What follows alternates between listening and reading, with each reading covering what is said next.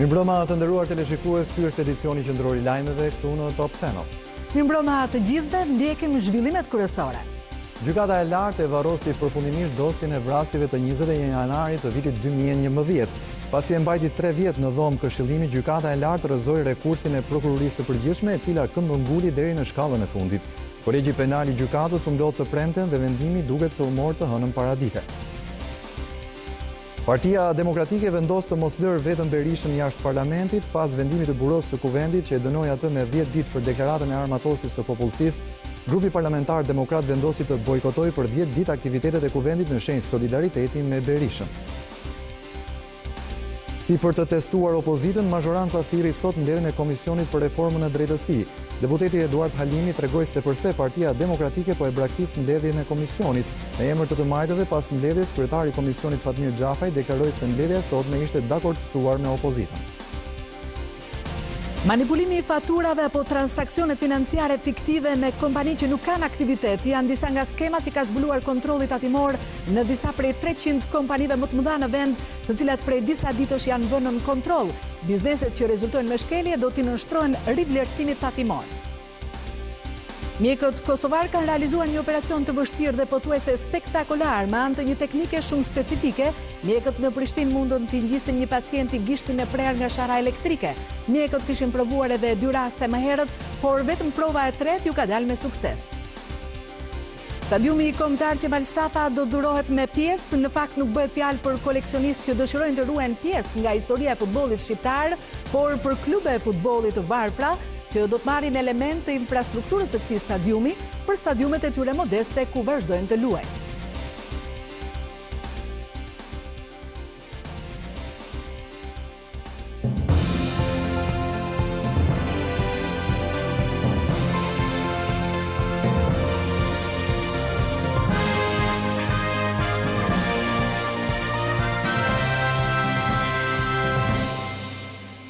Gjykata e lartë e varrosi përfundimisht dosjen e vrasjeve të 21 janarit të vitit 2011.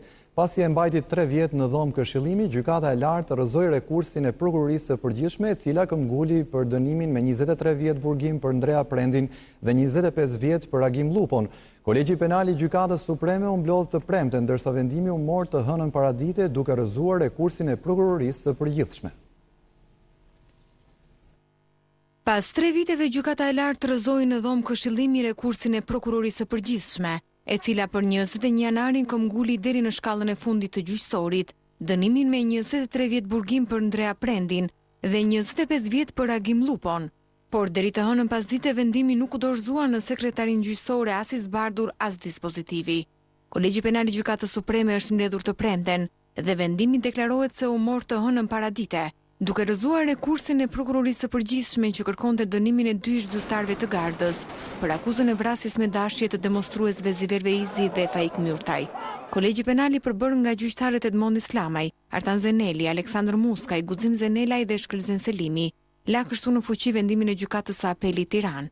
Vendimi i apelit shpallur në vitin 2013 dha një vit burgim për ish komandantin e Gardës së Republikës Ndrea Prendi dhe dënimin me 3 vjet burgim për ish gardistin Agim Lupo, ndërkohë që shoferi ish komandantit Margarit Kume u shpalli pafajshëm.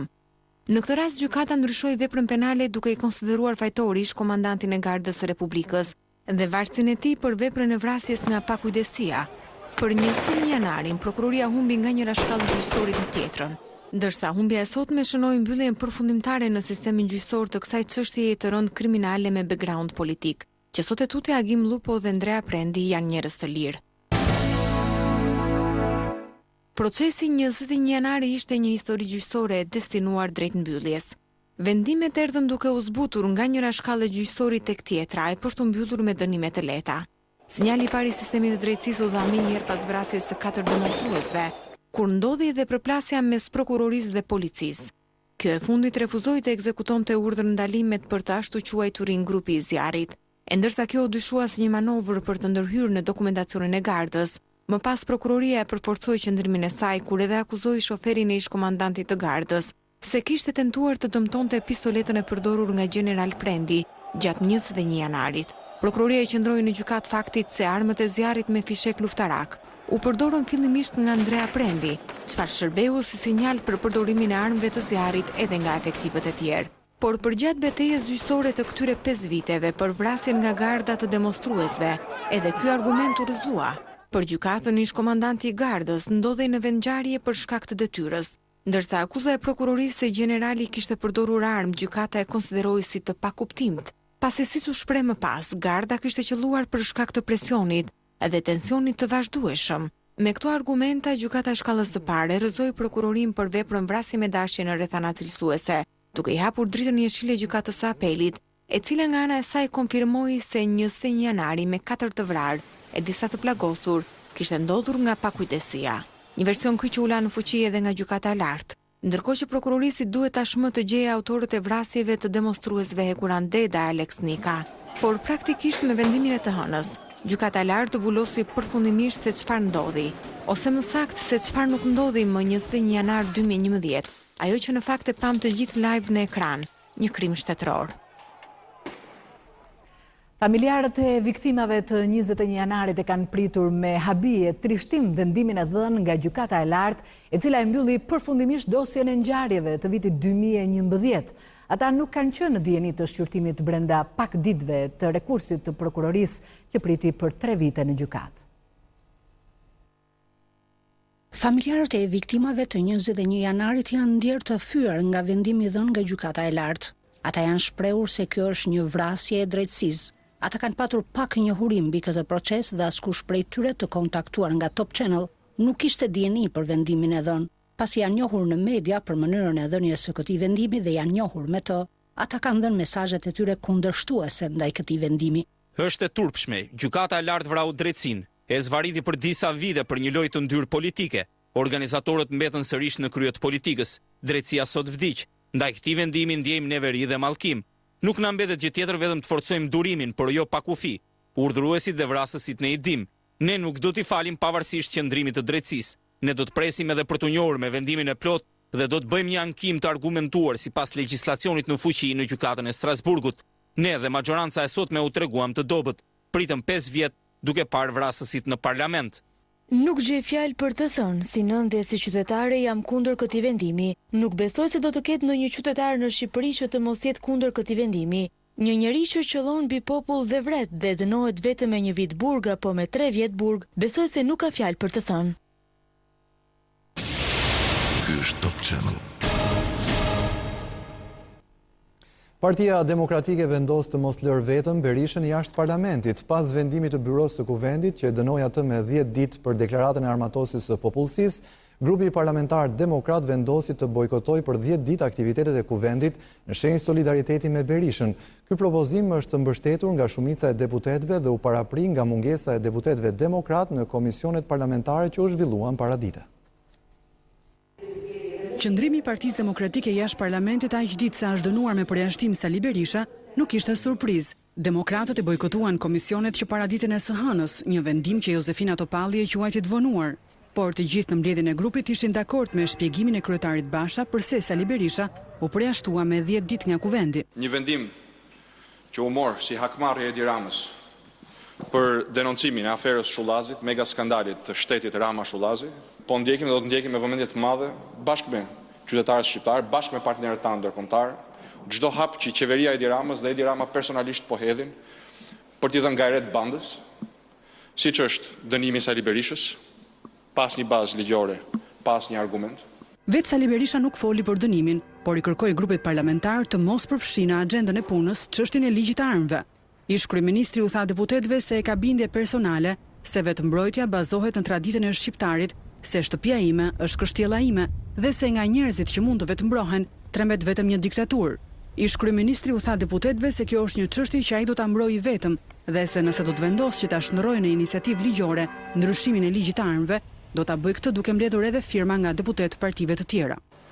Partia Demokratike i është përgjigjur me bojkot 10 ditë të punimit të kuvendit, pra me solidaritet plot, me thirrjen merrni armët që të mbrohemi nga reforma drejtësie. Prandaj edhe intensiteti i tensionit artificial, siç e kemi thënë, vjen duke u rritur dita ditës dhe përpjekja në kërkim të alibive dhe justifikimeve vjen duke u bërë gjithmonë më e dëshpëruar. Si për të testuar opozitën, mazhoranca thiri sot mbledhjen e Komisionit për Reformën në Drejtësi. Në momentin e nisjes së mbledhjes, deputeti Eduard Halimi tregoi se përse Partia Demokratike po e braktis mbledhjen e komisionit, i cili vazhdoi punën më pas me dyert të mbyllura me praninë vetëm të deputetëve të mazhorancës. Paralelisht me vendimin e bojkotit djeditor të parlamentit, demokratët u njoftuan nga kuvendi se duhet të ishin në mbledhjen e Komisionit për Reformën në Drejtësi, një mision i pamundur, por i përkohshëm. Opozita ka një qëndrim politik për të treguar qartësisht si e papranueshme me një standard tërësisht kriminal që mban Edi Rama. Në vend që të promovoj prokurorin dhe dënon denoncuesit dhe bëhet krah për krah me krimin dhe avokatët e krimit. Por megjithse munguan në mbledhje, demokratët mbajtën një qëndrim shpresdhënës për të ardhmen e reformës. Drejtësi, reforma në drejtësi do bëhet. Projekti i reformës në drejtësi do të miratohet, në ditët në vijim pastaj, sigurisht do të jetë punë e Komisionit të Reformës në drejtësi, që duhet miratoj një projekt që ta mbajë drejtësinë larg Edi Ramës. Socialistët duket se nuk do të presin shumë. Pasi shqyrtuan përgjigjet e ekspertëve të huaj për pikpyetjet e ngritura gjatë procesit të dialogut politik, Fatmir Xhafaj bëri një sfidë konkrete opozitës. Duke filluar nga java e ardhshme, është gati projekti kushtetues për të votuar në parlament nëse ka vullnet të opozitës. Mazhoranca ka vullnet absolut, me qenë se të gjithë bërtasin rroft reforma në drejtësi, me njëherë ta votojmë reformën në drejtësi, erdhi dita që tregojnë nëse kanë vullnet apo jo. Prokuroria e krimeve të rënda ka urdhëruar sekuestrimin e gati 30 kamerave të sigurisë në kryeqytet, të cilat do të kqyren nga ekspertët për llogaritë e hetimeve të nisura ndaj Emiliano Shullazit, Gilmando Danit dhe Blerim Shullazit. Burimet e Top Channel thanë se nga kqyrja e kamerave të sigurisë pranë një hoteli ku dyshohet se është kërcënuar edhe ish rektori Dhori Kule, nuk dalin imazhe të qarta që do t'i ndihmonin hetuesit për të identifikuar të dyshuarit. Ndërkohë, po vijon kqyrja e kamerave të sigurisë pranë banesës së profesor Mynir Konit, i cili dëshmoi se ishte kërcënuar në mënyrë që të tërhiqej nga gara për rektor universiteti. Prokuroria nuk i ka marrë ende në pyetje 3 të arrestuarit në masën e sigurisë arrest me burg, të cilët dyshohen gjithashtu edhe për gjobvënie dhe pjesëmarrje në grup të strukturuar kriminal. Duke ju përshtatur ndarjes së re territoriale, Policia e Shtetit ka ndërtuar strukturën e saj të re, duke rritur numrin e komisariateve nga 36 në 50, si dhe duke ndërtuar 15 stacione policore, ndërkohë që gjatë sezonit turistik do të ngrihen posta policore të përkohshme në zonat më të rëndësishme turistike, jo vetëm bregdetare. Policia e Shtetit ka përfunduar përshtatjen e strukturës së saj me ndarjen e re administrative. Kështu në mbar vendin tashmë ka përfunduar ngritja e komisariateve të reja dhe stacioneve policore, edhe në zona ku më herët prezenca e policisë ka qenë thuajse inekzistente. Nga 36, numri total i komisariateve ka shkuar në 50, si dhe janë ngritur edhe 15 stacione policore, këto të fundit kryesisht në zona të thella. Madje në ligjin e ri të uniformave blu, komisariatet dhe stacionet njihen me termin njësi policore. Disa nga komisariatet e reja që janë ngritur janë ai i Vorës, ai i Rogozhinës, komisariati i Konispolit dhe ai i Finiqit. Ndërkohë, disa nga stacionet e reja policore që janë ngritur janë ai i Dropullit, stacioni i Libohovës, stacioni me Maliajt dhe ai i Këlcyrës. Ngritja e komisariateve dhe stacioneve të reja policore është bërë në bazë të numrit të banorëve të zonave. Po ashtu burime nga uniformat blu bëjnë me dije se edhe këtë vit në zonat turistike do të aplikohet ngritja e postave të përkohshme policore, si në Valbon apo në Bregdetin e Jugut, me qëllim garantimin e rendit dhe sigurisë gjatë sezonit turistik. Shtimi i komisariateve dhe stacioneve policore pritet të rrisë kontrollin e territorit nga ana e uniformave blu, si dhe synon lehtësimin e procedurave për qytetarët. Kamerat e sigurisë në komisariatin e Laçit natën e ndodhjes së incidentit me deputetin Armando Prenga nuk kanë funksionuar. Kështu të shmoi në gjykatë specialisti i IT-s Rasim Bërçaj, i pyetur nga gjykata. Në seancën e radhës ka dëshmuar edhe një efektiv i sallës operative. Efektivi i policisë së Laçit, Bujar Hadëraj, i tha gjykatës se shtetasi Gjok Cali kishte telefonuar në sallën operative pak para mesnatës, duke e deklaruar se Armando Prenga e kishte goditur me qytën e pistoletës.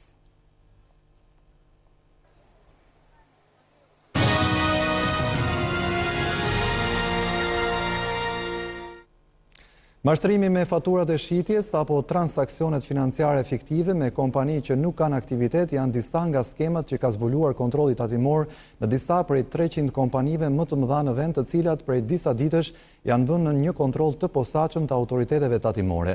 Zëvendës Ministria e Financave tha se pas këtij kontrolli, kompanitë që rezultojnë me probleme do t'i nënshtrohen rivlerësimit tatimor. Një kontroll i hollësishëm që tatimet janë duke kryer në mbi 300 korporatat më të mëdha në vend kanë nxjerrë në pas skemat se si biznesi VIP fshet taksat. Rrugët janë disa, duke përfshirë edhe transaksione fantazm. Ka pasur biznese të mëdha të cilat kanë bërë transaksione me biznese të cilat rezultojnë me statusin pasiv, pra që nuk kryejnë aktivitet apo që janë të regjistruar. Por transaksionet fantazm nuk janë rruga e vetme. Edhe në veprimet mes kompanive aktive ka mos përputhje faturash mes biznesit që shet dhe atij që blen. Dhe jemi duke bërë rishikimin e faturave nëse shitsi e ka deklaruar, në të njëjtën kohë dhe blerësi e ka deklaruar, dhe si rishikojmë dhe nga ky fenomen që ka shumë fatura të cilat deklarohen nga një anë e transaksionit dhe nuk deklarohen nga ana tjetër e transaksionit. Mos përputhje ka edhe në transaksionet mes biznesit të madh dhe atij të vogël. Sipas Beqirajt, bizneset e mëdha deklarojnë shitje në vlera të konsiderueshme tek bizneset e vogla, por këto të fundit nuk i pasqyrojnë në xhirot e deklaruara. Kjo tregon që ose në një farë mënyrë bizneset e mëdha janë duke përdorur nitet e bizneseve të vogla, ose bizneseve të vogla janë duke mos deklaruar shitje dhe duke mos prerë kuponin tatimor, dhe kjo është për 2015. Zëvendës Ministria e Financave thotë se të gjitha bizneset e mëdha që kanë përdorur këtë rrugë për të fshehur të ardhura do të kalojnë në rivlerësim tatimor. Kompania kineze China Everbright ka zyrtarizuar blerjen e aeroportit Rinasit. Përmes një deklarate zyrtare, grupi kinez njoftoi se ka nënshkruar marrëveshjen me Tirana Airport International, që jep asaj të drejtën e koncesionit të aeroportit të Tiranës deri në vitin 2027. Kompania nuk ka zbuluar shifrat e transaksionit, por ka bërë të ditur se aeroporti do të menaxhohet nga Ken Dynamics, një konsorcium që ajo e ka formuar së bashku me Friedman Pacific. China Everbright e cilëson Rinasin si një nga aeroportet me rritjen më të shpejtë në Europë dhe thotë se ai është e para e një serie blerjesh që ajo do të kryejë jashtë Kinës.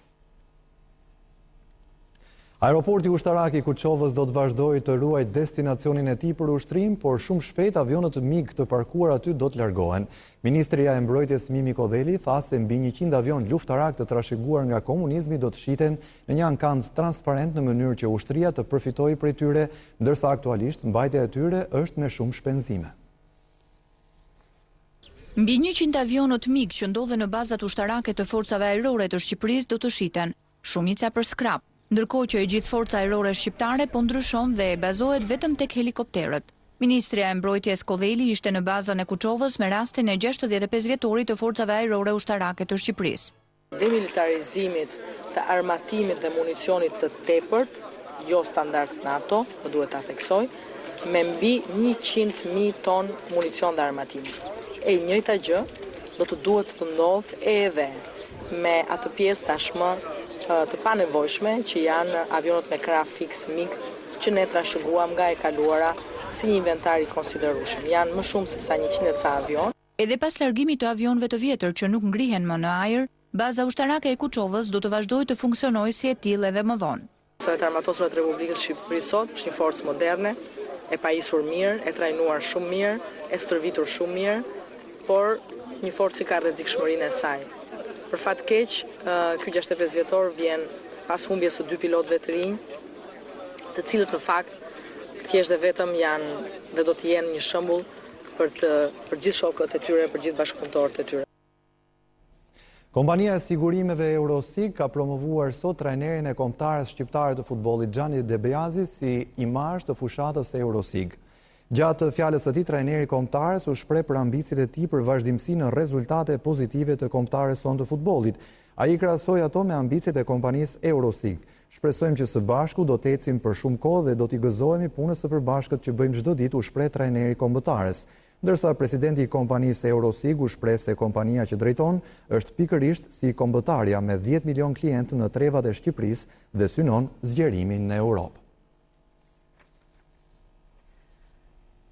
Stadiumi kombëtar Qemal Stafa do të dhurohet me pjesë. Në fakt nuk bëhet fjalë për koleksionistë që dëshirojnë të ruajnë pjesë nga historia e futbollit shqiptar, por për klube e futbollit të varfra që do të marrin elemente infrastrukturës së këtij stadiumi për stadiumet e tyre modeste ku vazhdojnë të luajnë. Periudha e modernizimit të infrastrukturës sportive në vendin tonë është vetëm fasada e bukur e një realiteti deri diku të miruar. Projekti modern i arenës kombëtare ka ndezur në një krah debatet arkitekturore, urbanistike dhe politike, nëse duhet të jetë apo jo kulla, nëse duhet të ruajtur apo jo fasada e kështu me radhë. Por jo të gjithë kanë luksin të mendojnë kështu. Skuadrat e kategorive inferiore të futbollit shqiptar dhe jo vetëm kanë nisur kërkesat pranë Federatës Shqiptare të Futbollit për pjesë të ndryshme të përdorura të Qemal Stafës. Mbi 10 skuadra kanë shprehur interesin e tyre për të marrë stolat. Aktualisht impjanti i stadiumit kombëtar ka rreth 16.000 stola. Por sipas drejtorisë, pas inventarit që pritet të bëhet do të jenë shumë më pak, sepse një pjesë jo e vogël janë të dëmtuar. Por për stadiumet e qyteteve të vogla si Shijaku, Patosi, Erseka, Cëriku, Librazhdi dhe deri tek fshati i shqiptarëve të Maqedonisë Ladorishti, ato janë më se të vlefshme. Veç stolave nga Qemal Stafa ka shumë më shumë vlerë impjanti i ndriçimit, i kërkuar nga skuadra e Kuksit. Aktualisht ky impjant edhe pse jo në kapacitetin maksimal të 1400 luks dhe i një prodhimi mbi 20 vjeçar, kushton rreth 100.000 euro. Vetëm për të çmontuar, transportuar dhe montuar në qytetin Verlindor. Kështu me radhë stadiumi do të coptohet dhe më pas do të shpërndahet nga stola, fusha, sistemi i reklamave LED, deri tek tuneli i lojtarëve, portat apo qendra e zërit. Një shpërbërje efikase dhe ekonomike për infrastrukturën sportive të qyteteve të vogla, të cilat festojnë dhe ato në mënyrën e tyre projektin e ri të arenës kombëtare.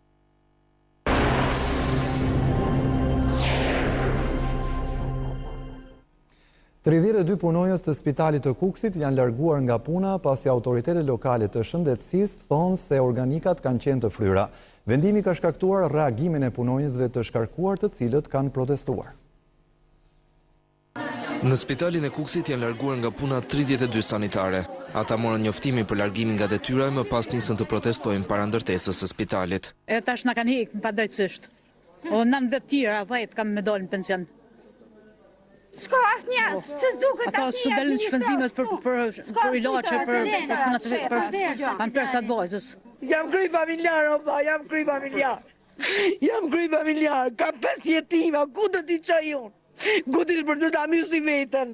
Se si jena sot, po bëjmë 30 vjet në punë, kam djalin në shkollë, ja bëj bukën këtu e ja çoj me pugon. Se s'kam tarë në tjera, burim pa punë 25 vjet. Me 16 punë kina punu në spital, më vlla. Na Karakurizi. Edhe kina punu me leskën, e bëshim leskën vetë, edhe në Shkop ne i bishim. Largimet të ngjashme ka ndodhur në shumë qendra spitalore në të gjithë vendin. Sanitare, infermiere të punësuar duke fryer organikat janë larguar, por në pjesën më të madhe të rasteve ky veprim është pritur me protestë nga ana e atyre që kanë humbur vendin e punës. Mjekët pediatër bëjnë thirrje që prindrit të vaksinojnë foshnjat e tyre, duke mos u ndikuar nga lajmet se vaksina e fruth rubeolës është shkaktare e autizmit. Ata thonë se mos vaksinimi është shkaktare një sër sëmundjesh të rënda infektive. Informacionet të ndryshme që shpërndahen në internet kanë çoroditur prindrit të cilët shpesh hezitojnë të bëjnë vaksinat bebeve të tyre.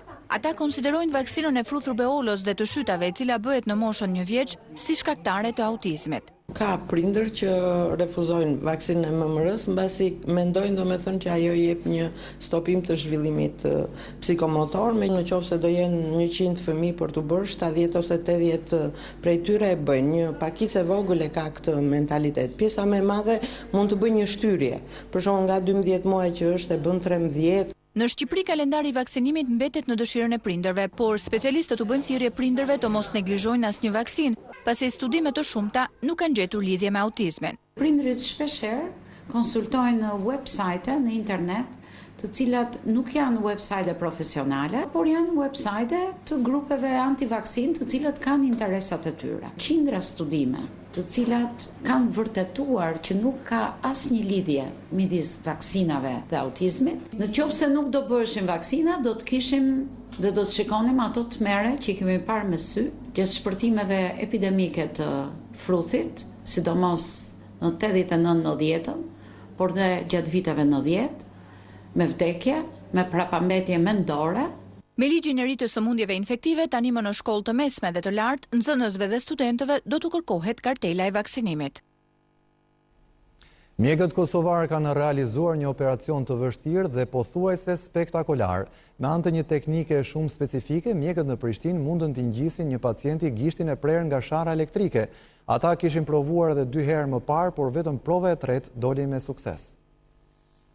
Në qendrën klinike universitare të Kosovës është kryer me sukses një ndërhyrje ndërlikuar ngjitja e gishtit të një pacienti pasi e kishte prerë me sharë elektrike.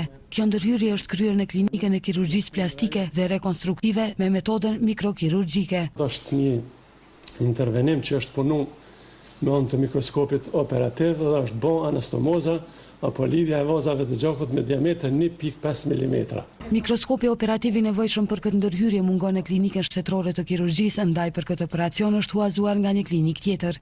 Kirurgu plastik Ylber Zejnullau tha se operacioni që zgjati 5 orë jep meritën e suksesit personelit mjekësor, sipas tij pasi kushtet nuk janë ato që duhen.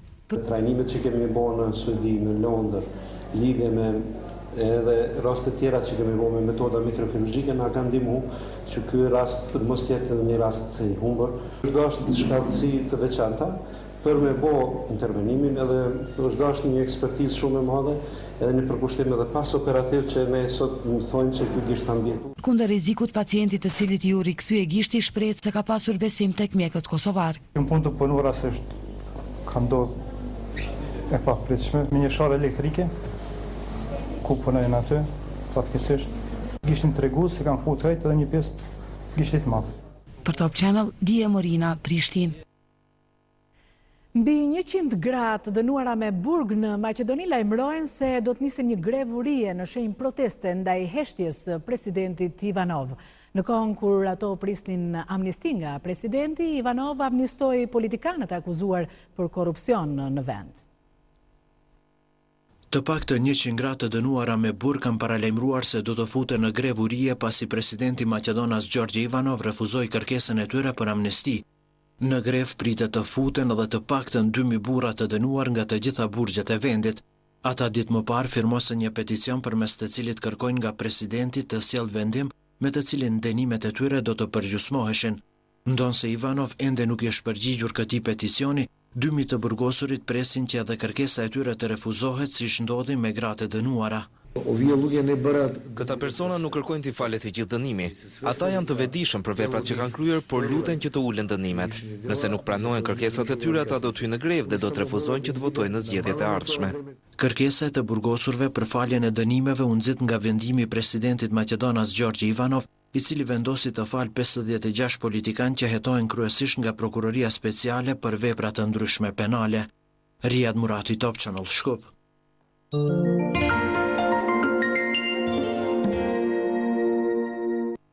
Për një turizëm gjithë vjetor, Ministria e Turizmit dhe Bashkitu kërkojnë agjencive që organizojnë udhëtimet e turistëve të huaj që të fusin në agjend edhe objekte të trashëgimisë në qytete. Për këtë qëllim në Tiranë, kryetari i Bashkisë dhe Ministria e Turizmit u prezantuan agjencive turistike veprën Bunkart, që sipas tyre duhet të jetë një destinacion turistik.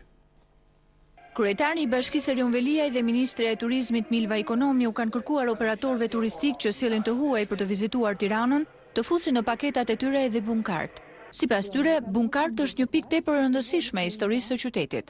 Duke ringjallur edhe rikthyer jetën dhe turizmit tek kalaja e Tiranës, tek Pazari i Ri, tek Bunkarti, tek Shpella e Pllumasit, tek Kulla e Sahatit, Galeria e Arteve gjithashtu. Në memorien time nuk ka pasur kur Tirana një paket me kaq shumë stacione, njëri më i ndryshëm edhe më tërheqës se tjetri, se sa kësaj herë.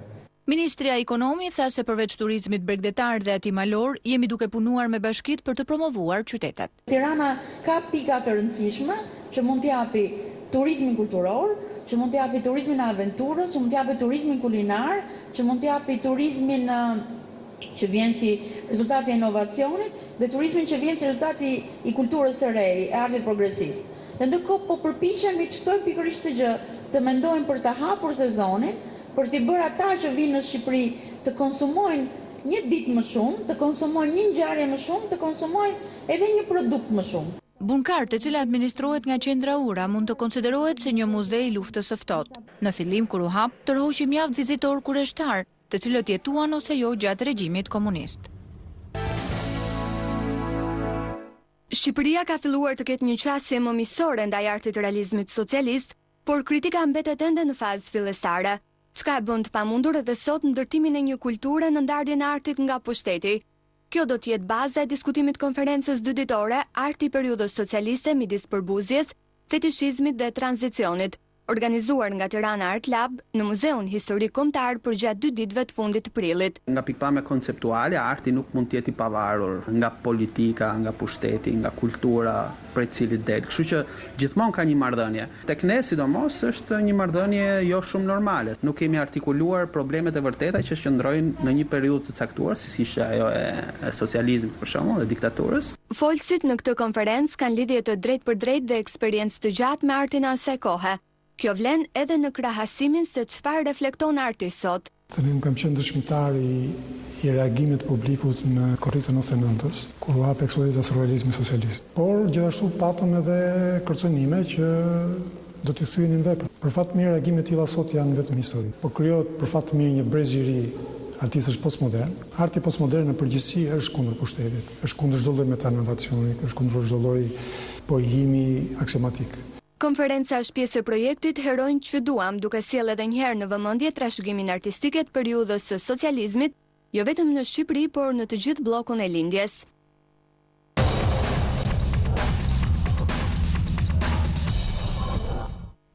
Partizani me 10 lojtarë mposhti 0-1 Kuksin dhe merr përkohësisht kreun e kategorisë superiore në futboll, një pikë më shumë se Skënderbeu që aktualisht po luan me Tiranën në Selman Stërmasi. Sfida e luajtur në Zeqir Ymeri u vendos nga 2 episode. Në të parin, Gjika, i cili u fut në fush pas ndëshkimit me të kuq të Hoxhës, priti 11 metërshin e sulmuesit të Kuksit, ndërsa në të dytin Sukaj shënoi golin e triumfit në minutën e 3 shtesë të takimit. E kanë mbyllur me fitore javën e 31 edhe Teuta, vllaznia e Bylisi. Dursakët shënuan dhe shkatruan 4-1 Tërbunin e vendit të fundit, fitore kjo që i bën ata të shpresojnë ende për një vend në Europë. Vllaznia e Cungut mposhti 2-1 Flamurtarin dhe i largohet zonës së ftohtë dhe klasifikimit, ndërkohë që Bylisi mundi 1-0 Laçin dhe i merr vlonjatëve vendin e 8 në klasifikim. Sfida e fundit, por më e rëndësishme e kësaj jave, Tirana-Skënderbeu nisi me 30 minuta vonesë pasi fusha e Selman Stërmasit ishte rënduar për shkak të rreshjeve të shumta të shiut këtë pasdite, ndërkaq që rezultati i këtij takimi është ende me rrjedhë të paprekura 0-0.